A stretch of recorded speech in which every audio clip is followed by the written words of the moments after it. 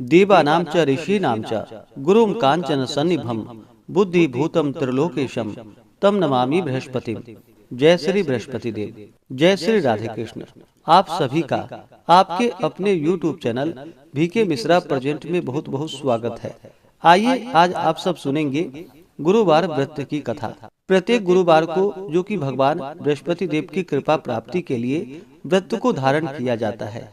जो भी भक्त सच्ची श्रद्धा के साथ नियम और निष्ठा के साथ गुरुवार का व्रत धारण करते हैं तो भगवान बृहस्पति देव की कृपा से उनके सभी प्रकार के दुख और कष्ट दूर होते हैं तथा सभी प्रकार के सुख और समृद्धि की प्राप्ति होती है। गुरुवार के दिन चाहिए कि इस दिन केले के पेड़ के नीचे जो कि अच्छी प्रकार से साफ सफाई करके वहाँ पे आसन लगा करके गुड़ मिश्रित जल जो कि केले के वृक्ष में डालनी चाहिए। एक दीपक प्रज्वलित करके भगवान बृहस्पति देव को विशेष प्रकार से जो कि पीला पुष्प अर्पित करे, पीला चंदन अर्पित करे, धूप और दीप दिखाए, अनेक प्रकार का नैवेद्य अर्पित करे। विशेष करके गुड़ और चने की दाल का भगवान को भोग लगाना चाहिए, मुनक्के का भोग लगाना चाहिए और फिर गुरुवार व्रत का कथा श्रवण करनी चाहिए। जहाँ पर भी केले का वृक्ष ना हो तो आप भगवान बृहस्पति देव की फोटो या प्रतिमा रख करके उनका पूरे विधि विधान के साथ पूजन करें। भगवान बृहस्पति देव अपने भक्तों के सभी प्रकार के मनोरथों को सिद्ध कर देते हैं। तो आइए सुनते हैं गुरुवार व्रत की कथा। तो बोलिए प्रेम से भगवान बृहस्पति देव की जय, भगवान विष्णु की जय, माता लक्ष्मी की जय। कथा के अनुसार प्राचीन काल में एक बहुत ही निर्धन ब्राह्मण रहता था। उसके कोई संतान ना थी। वह नित्य पूजा पाठ करता। उसकी स्त्री ना स्नान करती और ना ही किसी देवता का पूजन ही करती थी। इस कारण ब्राह्मण देवता जो कि बहुत दुखी रहते थे, अपनी पत्नी को बहुत समझाते किंतु उसका कोई परिणाम ना निकलता। भगवान की कृपा से ब्राह्मण के यहाँ एक कन्या उत्पन्न हुई। कन्या बड़ी होने लगी। प्रातः स्नान करके वह भगवान विष्णु का जप करती, बृहस्पतिवार का व्रत भी करने लगी। पूजा पाठ समाप्त कर जब पाठशाला जाती तो अपने मुट्ठी में जौ भरकर ले जाती थी और पाठशाला के मार्ग में डालती हुई जाती थी। लौटते समय वही जौ जो कि स्वर्ण के हो जाते थे तो उसको बीन कर घर ले आती थी। एक दिन वह बालिका सूप में उन सोने के जौ को फटक कर साफ कर रही थी कि तभी उसकी माँ ने देख लिया और कहा कि हे बेटी, सोने के जौ को फटकने के लिए सोने का सूप भी तो होना चाहिए। दूसरे दिन गुरुवार था। कन्या ने व्रत रखा और भगवान बृहस्पति देव से सोने का सूप देने की उनसे प्रार्थना की और कहा कि हे प्रभु, यदि सच्चे मन से मैंने आपकी पूजा की हो तो मुझे सोने का सूप दे दो। बृहस्पति देव ने उसकी प्रार्थना स्वीकार कर ली और रोजाना की तरह वह कन्या जौ फैलाती हुई पाठशाला चली गई। पाठशाला से लौटकर जब वह जौ बीन रही थी तो बृहस्पति देव की कृपा से उसे सोने का सूप मिला। उसे वह घर लेकर आई और उससे जौ फटककर साफ करने लगी, परंतु उसकी माँ का वही ढंग रहा। एक दिन की बात है, कन्या सोने के सूप में जब जौ को साफ कर रही थी उस समय उस नगर का राजकुमार वहां से निकला। कन्या के रूप और कार्य को देखकर वह उस पर मोहित हो गया। राजमहल आकर वह भोजन तथा जल त्याग कर उदास होकर लेट गया। राजा को जब राजकुमार द्वारा अन्न और जल त्यागने का समाचार प्राप्त हुआ तो अपने मंत्रियों के साथ वह अपने पुत्र के पास गया और पूछा कि हे बेटा, तुम्हें किस बात का कष्ट है?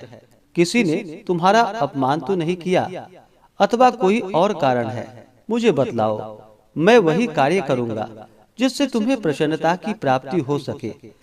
अपने पिता की बातें सुनकर राजकुमार बोला कि हे पिताजी, मुझे किसी बात का दुख नहीं है।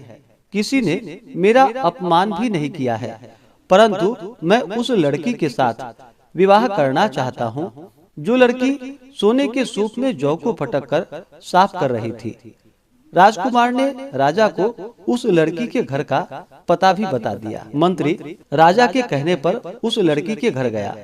मंत्री ने ब्राह्मण के समक्ष राजा की ओर से निवेदन किया और फिर कुछ ही दिनों के बाद ब्राह्मण की कन्या का विवाह राजकुमार के साथ संपन्न हो गया। और फिर क्या था, कन्या के घर से जाते ही ब्राह्मण के घर में पहले की भांति गरीबी का निवास हो गया। एक दिन दुखी होकर ब्राह्मण अपनी पुत्री से मिलने के लिए गया। बेटी ने पिता की अवस्था को देखा और अपनी माँ का हाल पूछा। ब्राह्मण ने सभी हाल कह सुनाया। कन्या ने बहुत सा धन देकर अपने पिता को वहां से विदा कर दिया। लेकिन कुछ ही दिनों के बाद फिर वही हाल हो गया। ब्राह्मण फिर से अपनी कन्या के यहाँ गया और सभी हाल कहा तो पुत्री बोली कि हे पिताजी, आप माताजी को यहाँ लिवा लाओ, मैं उन्हें यह विधि बता दूंगी जिससे कि गरीबी दूर हो जाए। ब्राह्मण देवता अपनी स्त्री को साथ लेकर अपनी पुत्री के पास राजमहल पहुँचे तो पुत्री अपनी माँ को समझाने लगी कि हे माँ, तुम प्रातः काल स्नान आदि करके विष्णु भगवान का पूजन करो और बृहस्पतिवार का व्रत करो तो तुम्हारी सभी दरिद्रताएं दूर हो जाएंगी। परंतु उसकी माँ ने उसकी एक भी बात नहीं मानी। वह प्रातः काल उठते ही अपनी पुत्री के बच्चों का जूठन को खा लेती थी। एक दिन उसकी पुत्री को बहुत गुस्सा आया। उसने अपनी माँ को एक कोठरी में बंद कर दिया और फिर प्रातः उसे स्नान आदि करा करके उससे पूजा पाठ करवाया। तब जाकर के उसकी माँ की बुद्धि ठीक हो गई। इसके बाद नियम से पूजा पाठ करने लगी और प्रत्येक बृहस्पतिवार को व्रत भी करने लगी। और फिर इस व्रत के प्रभाव से मृत्यु के बाद वह स्वर्ग को गई। वह ब्राह्मण भी सुख पूर्वक इस लोक का सुख भोग कर अंत में स्वर्ग को प्राप्त हुआ। बृहस्पति देव सभी कामनाएं पूर्ण करते हैं। जो सद्भावना पूर्वक बृहस्पतिवार का व्रत करते हैं एवं कथा पढ़ते हैं अथवा सुनते हैं और दूसरों को भी सुनाते हैं, बृहस्पति देव उनकी सभी मनोकामनाएं पूर्ण करते हैं और उनकी सदैव रक्षा करते हैं।